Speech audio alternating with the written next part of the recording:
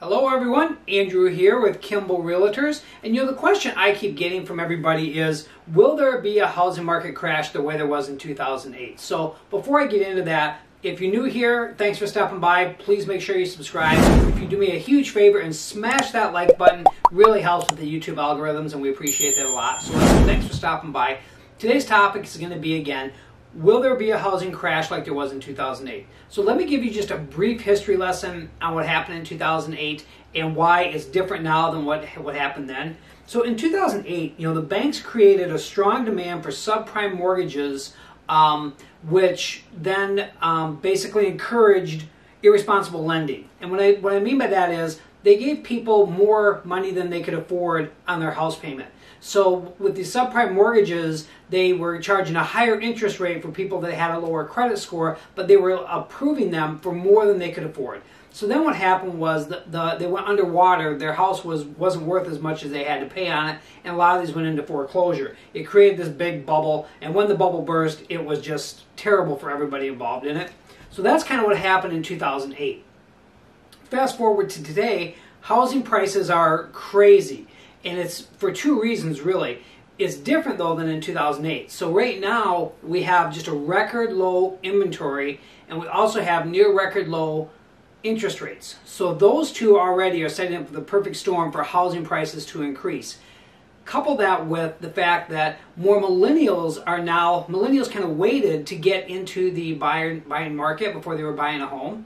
So now they've gotten into the market, which has really increased the demand as well, so prices have gone up, which could lead to a crash similar to 2008. But the difference is we don't have that subprime mortgage demand that we had then.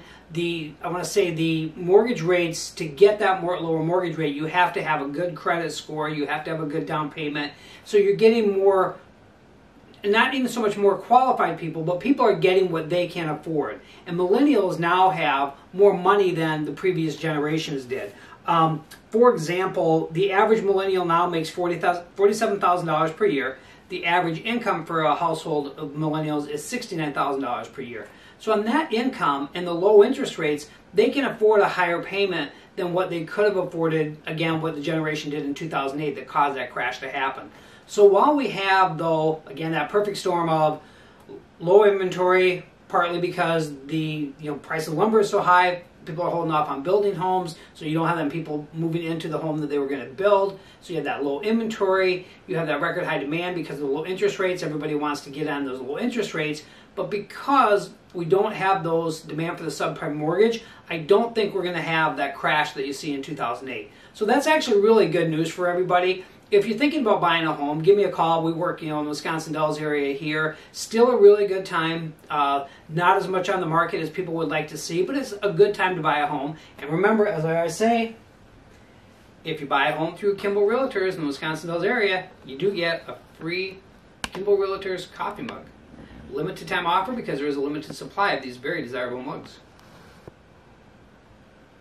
Again, I hope you got some good information from us today. If you did, please subscribe, smash the like button, leave down in the comments what you'd like to see us talk about next. Thank you.